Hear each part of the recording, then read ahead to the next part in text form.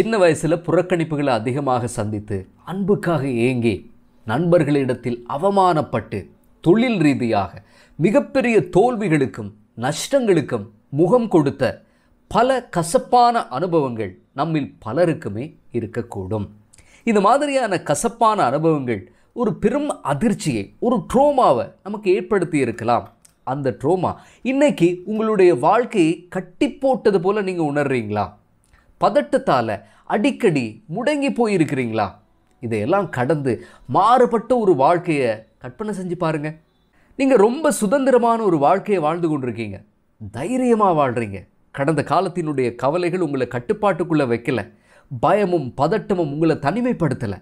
இப்படி ஒரு உலகத்துக்கு தான் 2 ஜப்பானிய எழுத்தாளர்கள் எழுதிய the courage to B dislike என்கிற புத்தகம் உங்களை கூட்டி செல்லும். எப்போ நமக்கு பழக்கப்பட்ட உளவியல்ல கடந்த காலத்தில் நடந்த சம்பவங்கள் தான் ஒருத்தர் வாழ்க்கையில் நிகழ்காலத்தில் மிகப்பெரிய தாக்கங்களை அவருக்குள்ளே ஏற்படுத்தும்னு நாங்கள் அறிந்து வைத்திருக்கிறோம். ஆனால் இந்த புத்தகத்தின் எழுத்தாளர்கள் அதிகம் புழக்கத்தில் இல்லாத அட்லர் உளவியல் கொள்கைகளோடு எங்களை மாறுபட்டு சிந்திக்க வைக்கிறாங்க. உலகத்தில் இருக்கிற எல்லோரோட வாழ்க்கையும் அவங்களோட கடந்த கால அனுபவங்கள் தான் நிர்ணயிக்குதுன்னு சொன்னால் ஏற்றுக்கொள்கிற மாதிரி இல்லைன்னு சொல்கிறாரு எழுத்தாளர். யோசிச்சு பாருங்கள், பெற்றோரால் சின்ன வயசில் புறக்கணிக்கப்பட்ட எல்லாரும் வீட்டிலேயே முடங்கி கிடக்கிறாங்களா?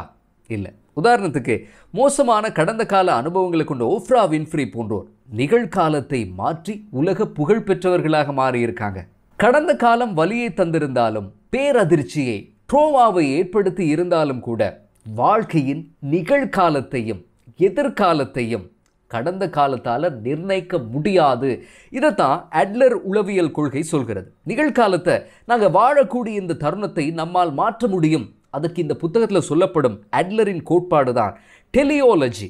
கடந்த கால அதிர்ச்சியிலிருந்து மீள முடியாதுன்னு எதிர்காலத்தை தவற விடுகிறவர்கள் இதை முயற்சி செய்து பார்க்கலாம்.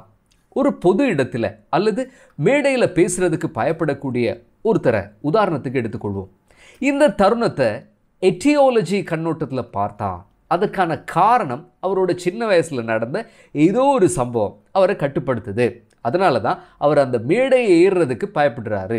அது கடந்த காலத்தினுடைய ஒரு கசப்பான ஒரு அனுபவமாக கூட இருக்கக்கூடும்.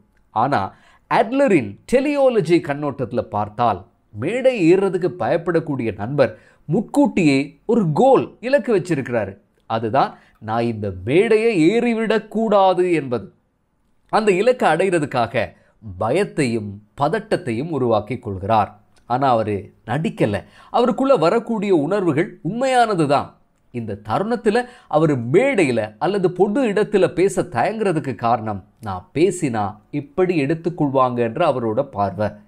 கேட்குறவங்களால ஏற்றுக்கொள்ளப்படணும், மதிக்கப்படணும் என்கிற ஒரு வலுவான ஆசை அவருக்குள்ளே இருக்கலாம். இந்த முடிவை பற்றி யோசித்து நண்பர் பயப்படுறாரு. எழுத்தாளர் இதை தான் டெலியாலஜின்னு சொல்கிறாரு. நாம் ஒரு காரியத்தை செய்கிறதுக்கும் செய்யாமல் விடுறதுக்கும் ஒரு நோக்கம் அல்லது இலக்கு இருக்கும். இந்த நண்பருக்கு இருந்தது போல கடந்த காலத்தில் என்ன நடந்ததுன்னு காரணத்தை தேடுறதுக்கு பதிலாக குறித்த தருணத்தில் நமது நடத்தைக்கான நோக்கம் என்னன்றதை புரிந்து கொண்டால் டெலியாலஜியை பயன்படுத்தி நிகழ்காலத்தை சரி செய்து சிறந்த எதிர்காலத்தை அமைக்கலாம்னு கற்றுத்தருகிறது The Courage to B dislike என்கிற புத்தகம். சாம் எப்பவுமே கூட்டங்களுக்கு தாமதமாக வரக்கூடிய ஒருவர். எல்லாரும் நினைச்சாங்க அவரோட சின்ன வயசில் ஏற்பட்ட தாக்கம், அதுவும் பெற்றோர் உறவுகளால் கவனிக்கப்படாமல் புறக்கணிக்கப்பட்டது, அவரை இப்படி மாற்றி இருக்கும்னு. இதுதான் நாம் ஆரம்பத்தில் பார்த்த கடந்த கால காரணம், எட்டியாலஜி. ஆனால் டெலியாலஜி கண்ணோட்டத்தில் பார்த்தால் நமக்குள்ளே வர வேண்டிய கேள்வி, சாம் தாமதமாக வாரதுக்கு பின்னால் நிகழ்காலத்தில் இருக்கிற நோக்கம் என்ன? இந்த கேள்விக்கான விடையை தேடினா சாம் பிரச்சனைக்கு தீர்வு காணலாம். அந்த கூட்டம் அவருக்கு ஒரு பதட்டத்தை ஏற்படுத்துறதால அந்த சங்கடமான சூழ்நிலையை தவிர்க்கிறதுக்காக அவர் தாமதமாக வருகிறார் என்றால் இந்த கூட்டத்தில் நம்பிக்கையோடு சௌகரியமாக கலந்து கொள்வதற்கான வழியை அவர் கண்டுபிடிக்கணும். அந்த கூட்டத்தில் கலந்துரையாடப்பட இருக்கக்கூடிய விஷயங்களை முன்கூட்டியே தேடி தயார்படுத்தி வைக்கலாம். அது அவருடைய தன்னம்பிக்கையை இன்னும் அதிகப்படுத்தும். அல்லது அவர் தாமதமாக வருவதால் மற்றவர்களுடைய கவனத்தை ஈர்க்கலாம் அப்படின்னு நினைக்கிறாரா இருந்தால் கவனத்தை ஈர்ப்பதற்கான வேறு வழிகளை கண்டறியலாம். அந்த சந்திப்பில் நல்ல கருத்துக்களை அவர் முன்வைக்கலாம். ஒரு முக்கிய பொறுப்பொன்றை அவர் ஏற்றுக்கொள்ளலாம். அதன் மூலமாக சாம் இன்னும் அந்த நிறுவனத்தில் மதிக்கப்படக்கூடிய ஒருவராக மாற முடியும். அடுத்து, நேரத்தை மேலாண்மை செய்ததிலும் ஒழுங்குபடுத்துவதிலும் அவர் சிரமத்தை எதிர்நோக்கக்கூடிய ஒருவராக இருந்தால் சாம் அந்த திறன்களை மேம்படுத்தி கொள்ளணும். ஒரு செயற்திறன் மிக்க ஒரு அட்டவணை, ஷெட்யூல் ஒன்றை அவர் உருவாக்கலாம். ரிமைண்டரை செட் பண்ணலாம்.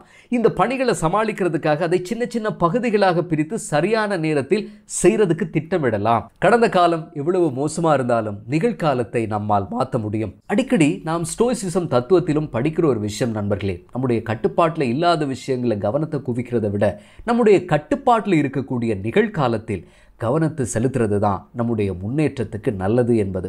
நீண்ட காலமாக உங்களுடைய வாழ்க்கையில் உங்கள் முன்னேற்றத்தை கட்டுப்படுத்தி கொண்டிருக்கக்கூடிய ஒரு விஷயத்தை டெலியாலஜி என்கிற இந்த கோட்பாட்டின் மூலமாக தீர்க்கிறதுக்கு முயற்சி செய்து பாருங்க. கடந்த காலம் இனி வராது, நிகழ்காலம் உங்கள் கையில் இருக்கிறது.